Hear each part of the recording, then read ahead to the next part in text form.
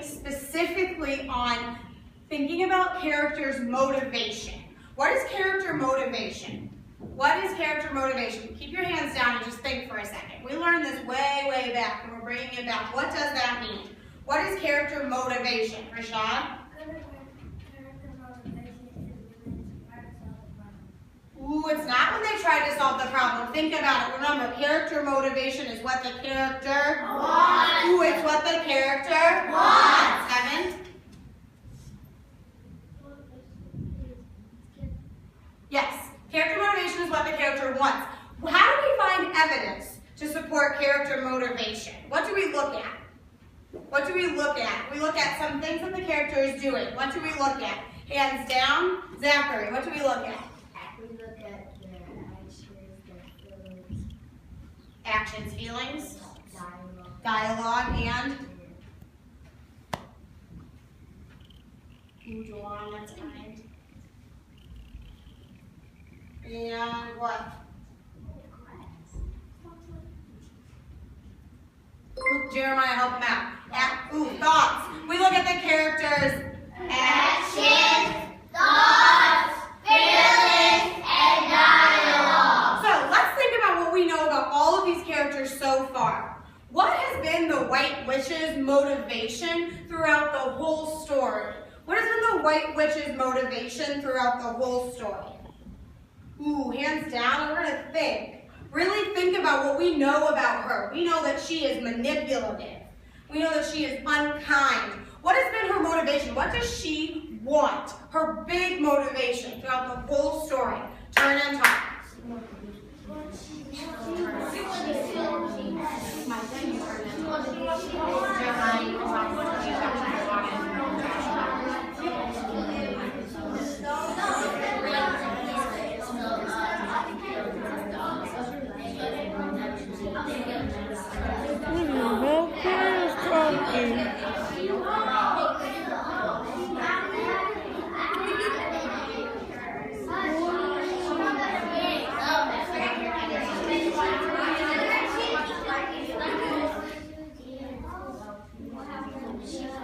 That got extra cute.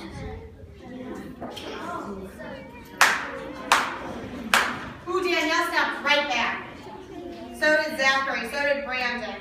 Maya, go ahead. What was one of her motivations?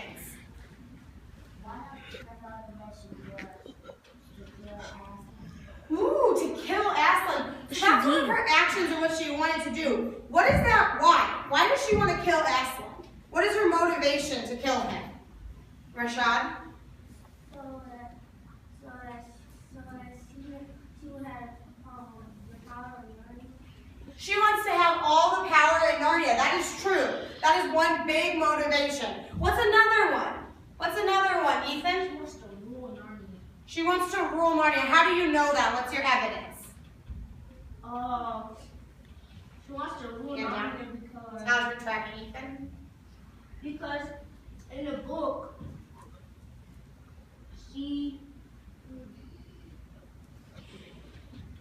What did she do? What can you tell from her actions, her thoughts, her feelings, or her dialogue that tells you that she wants to rule Narnia? She tried to kill a lot of people, and she tried to get all the power that she could to rule over them. Ah, very good. Anyone have any other things that could be the White Witch's motivation? Joshua? Her motivation is to get the kids and make them do statues. Ah, and Heaven, last one. I think she's going to kill Aslan, and then she's going to kill the kids. So she's probably going to kill everyone, which kind of adds to Ethan that she wants to rule Narnia. So today as we read, we are looking at our characters' actions, thoughts, feelings, and dialogue to tell us what they want. Why are they doing the things that they're doing? Hands down, scholars with straight backs, hands folded like Danielle, she's perfect. Dewan is there. This chapter is called Deeper Magic from Before the Dawn of Time. Hold your hands.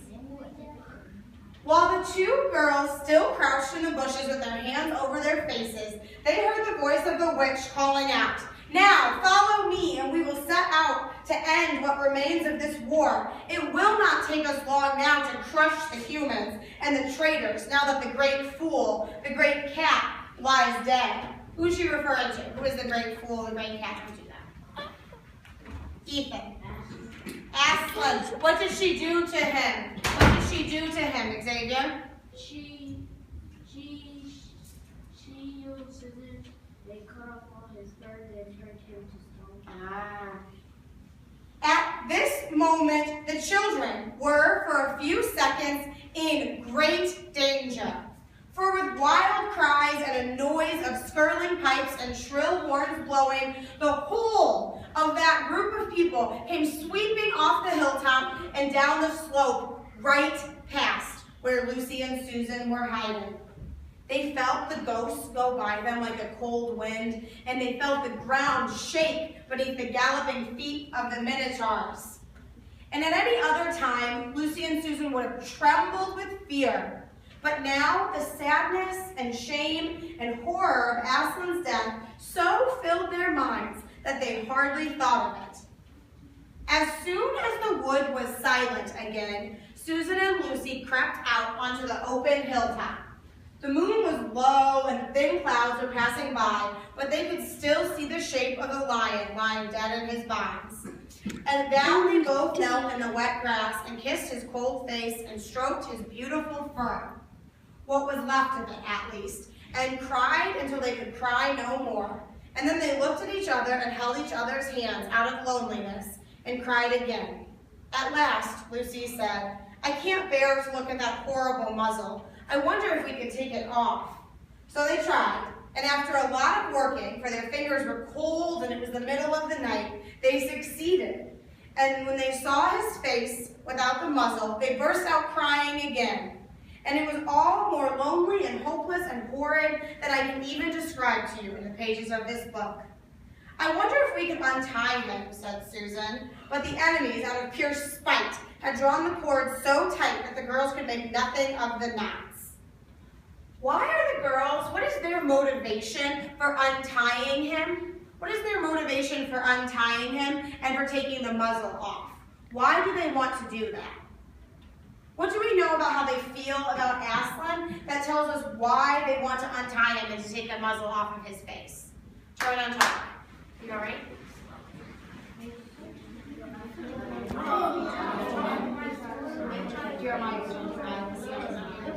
I got one. It caught the motherfucker.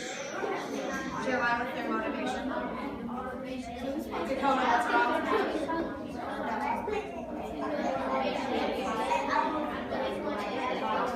Turn and open your mouth. Nobody. Motivation call. Motivation call.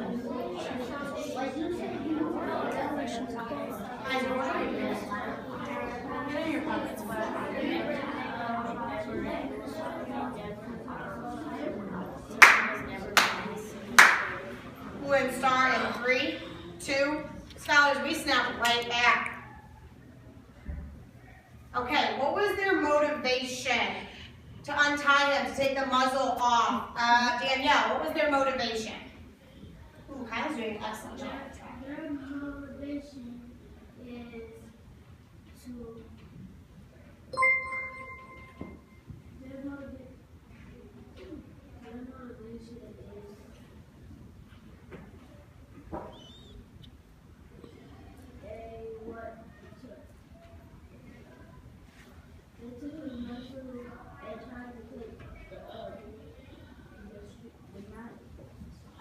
Mm-hmm. Because they wanted to.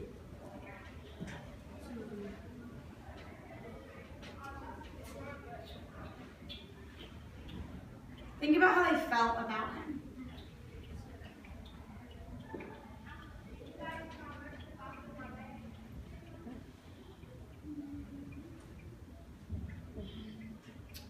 She's got it. She's thinking.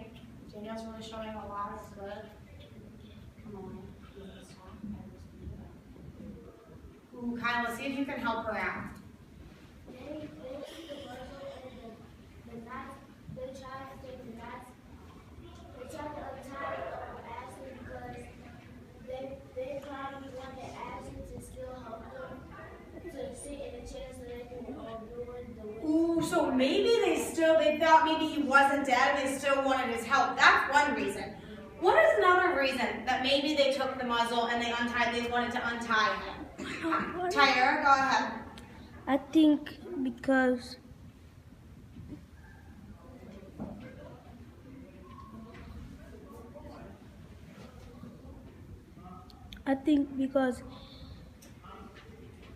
Ashton, he got killed because he traded himself. So the White Witch had killed him because he didn't want the White Witch to mess with the kids. Okay, so he traded himself, which tells us that he is kind. He is selfless, like we said last week. What do the girls think about him? If you love someone, would you want them to be tied up with a muzzle on them? No. So could their motivation maybe have just been that they care about him and they wanted him to have a dignified death? To be dignified means that you're not tied up and bound, that you're not sad and all lonely. Could that have been it? Yeah. Maybe. We'll find out. I hope no one who reads this book has ever been quite as miserable as Susan and Lucy were that night. But if you have been, if you've been up all night and cried until you have no more tears left in you, you will know that there comes in the end a sort of quietness. You feel as if nothing could ever happen to you again. At any rate, that was how it felt to those two. Hours and hours passed in this dead calm, and they hardly noticed that it was getting colder and colder. And now, they noticed little creatures moving about on Aslan's body, little gray things. Ew, said Susan, how beastly. These are horrible little mice crawling on Aslan. Go away, you little beasts. Wait, said Lucy, who'd been looking even closer. Can you see what they're doing? Both girls bent down and stared. I do believe, said Susan. Well, how strange. They're nibbling away at the cords. That's what I thought, said Lucy. I think they're friendly mice. Poor little things, they don't realize he's dead. They think it'll do good to untie him. It was getting lighter by now, and dozens and dozens of mice were nibbling away, and at last, one by one, all the ropes were gnawed through. The girls cleared away the remains of the gnawed ropes. Aslan looked more like himself without them. Every moment, he looked nobler and nobler, and as the light grew, they could see him even better. In the wood behind them, a bird gave a chuckling sound. It had been so still for hours and hours that it startled them. Then another bird answered it. Soon, there were birds singing all over the place. It was quite definitely morning now. I'm so cold, said Lucy. So am I. Let's take a walk. So they walked to the eastern edge of the hill and looked down. What's that noise? Said Lucy, clutching Susan's arm as a loud noise, a giant, deafening crack, as if a giant had broken a giant's plate. I'm afraid to turn around, said Susan. Something awful is happening. They're doing something worse to him, said Lucy. Come on. And she turned, pulling Susan with her. The rising of the sun made everything look so different. All colors and shadows were changed, that for a moment they didn't see the important thing. Then they did. The stone table was broken into two pieces by a great crack that ran down it from end to end. And Aslan was gone. Oh no, cried the two girls. Oh, it's too bad, sobbed Lucy. I thought they must have left the body alone. Who's done it, cried Susan. What does it mean? Is it more magic? Yes, said a great voice from behind their backs. It is more magic. They looked around, there shining in the sunrise, larger than they had ever seen him before, shaking his mane, stood Aslan himself. Oh, Aslan, cried both children, staring up at him, almost as frightened as they were glad. Why would they be frightened? Why would they be frightened? It's like they were almost as frightened, almost as scared as they were happy. Why, Nikai?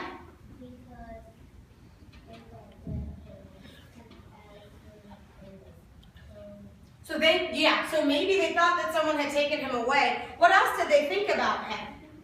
What else did they think? When he was laying there, all bound and muzzled, Kaiser, what did they think?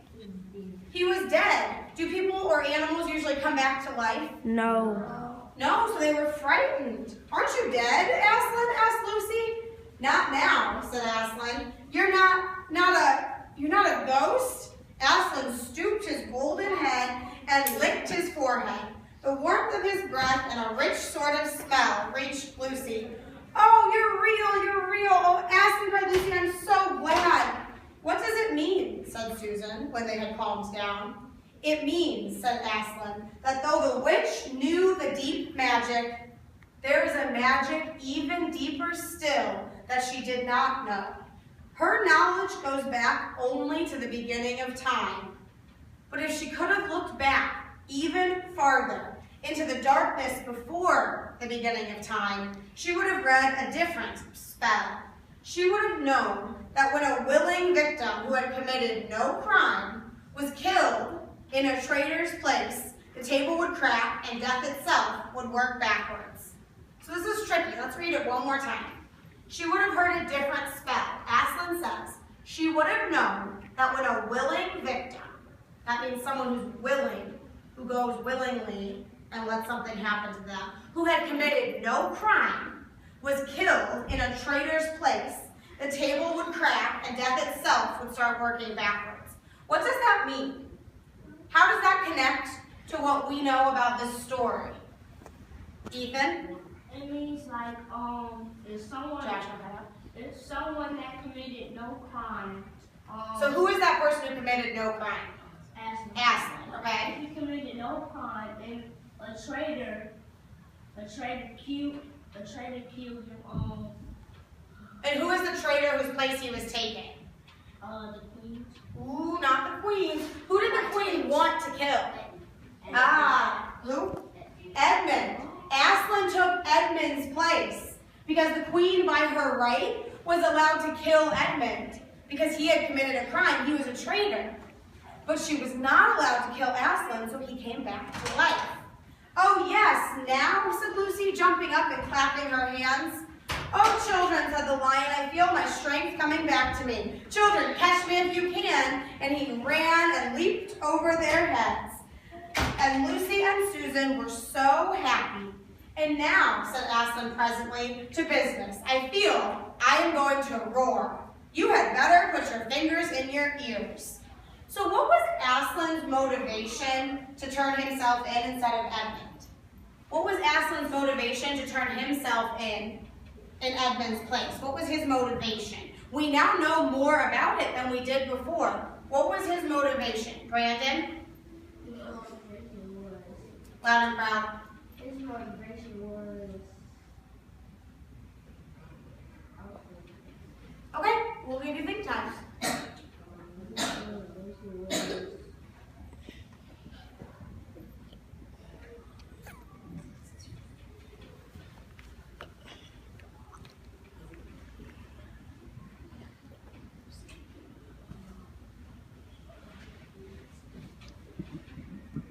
What did he want? When he turned himself in instead of Edmund, what did he want?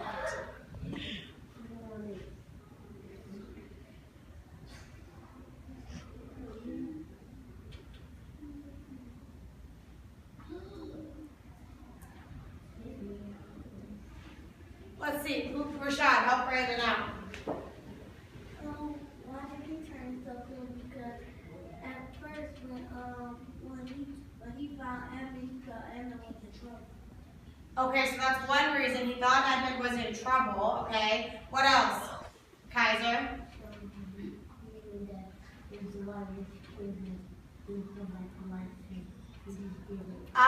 He knew that if the White Witch killed him, he would come back to life, and then they would have an advantage, Micah. That's why he just that's why he didn't do nothing to the White Witch when they was trying to kill him. He didn't do nothing, just sat there because he knew he was gonna come back to life. Now, two other things. Okay. I'm gonna make a prediction. I think the White Witch is gonna be haunted. She's probably not gonna come back to Narnia because she thinks that because she didn't know the deep magic, but she probably gonna think that Aslan is haunting her. Oh, she might think that Aslan is a ghost, might make that prediction. Does she know that he's alive? No, she definitely thinks that she killed him. All right, Tyra, you can cut it. Thank you.